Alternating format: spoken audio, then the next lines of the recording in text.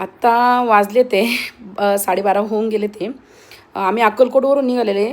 तर अक्कलकोटमध्ये पण आमचं खूप छान दर्शन झालं. 9 वाजता आम्ही पोहोचलो आणि दर्शन झाल्यानंतर आम्ही जेवण केलं. खूप छान जेवणाची व्यवस्था असते. तर आमचं चाललं होतं अक्कलकोटला मुक्काम करायचा. पण आज गुरुवार असल्यामुळं खूप गर्दी होती आणि महाराजांचा समाधी दिन पण होता. त्याच्यामुळं खूप अक्कलकोटला गर्दी पण होती. पण खूप व्यवस्थित दर्शन झालं. पार्किंगचं पण खूप छान सुंदर दर्शन झालेलं आहे. मी तुम्हाला तो ब्लॉग देणारच आहे. तर त्या ब्लॉगमध्ये तुम्हाला खूप स्वामी समर्थांचं खूप छान दर्शन होणार आहे आणि इतकं छान सुंदर पालखी आली होती. मला काही कळलं नाही की चोळप्पांच्या मठाच्या आधी तून एक पालखी आली होती. त्याच्या आधी एक नाशिकची पालखी आली होती. खूप छान वाटत होतं. खूप छान वाजत होतं. तो ब्लॉग माझ्याकडं नाही आहे. ऑलरेडी तो ताईंच्या मोबाईलमध्ये तो मी घेऊन तुम्हाला शेअर करणारच आहे. पण आता आम्ही त्याच्यानंतर जेवण केल्यानंतर व्यवस्थित निघालो आम्ही तुळजापूरच्या दिशेने. अक्कलकोटला दर्शन करून आम्ही मुक्कामच करणार होतो. पण आमच्याबरोबर ज्या आलेल्या म्हणजे आत्या, मामी मी आहे त्या म्हटल्या आम्हाला कल्लोळात आंघोळ करायचे, आम्हाला दंडवत ते घालायचे, देवीला ओल्या अंगाळीने जायचे, असं चाललेलंच होतं. कारण की त्या सगळ्या माळपरडी घेऊन आल्या त्या, जोगवा घेऊन आल्या त्या.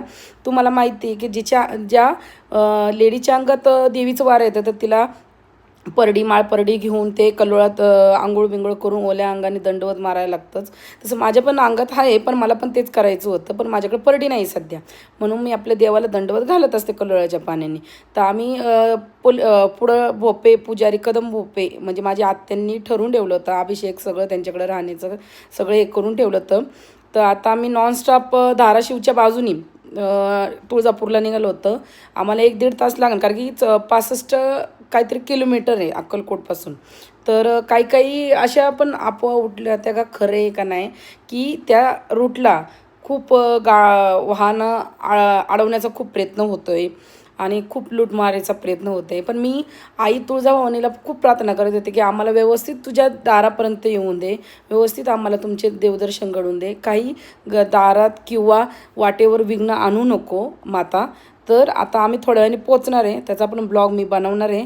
आता आमच्या ड्रायव्हरनी गाडीचे थोड्या लाईट कमी जास्त केलं होतं. अरे त्या आमच्या शूटिंग करत होत्या, काही झोपल्या होत्या, काही गप्पा टाकत होत्या. ताई मी आम्ही चाललो होतं की कधी पोचणार आहे कधी नाही, म्हणजे उत्सुकताच लागली होती. पोचन 2 तास आराम करीन. ड्रायव्हरला पण आराम देण्याची गरज असती. खरंच तुम्हाला एक सांगते, ड्रायव्हरला तुम्ही नेलं तर त्याला खूप खूप गरज असते आराम करायची. तर पोचल्यावर मी तुम्हाला नक्की हा ब्लॉग शेअर करीन. बाय.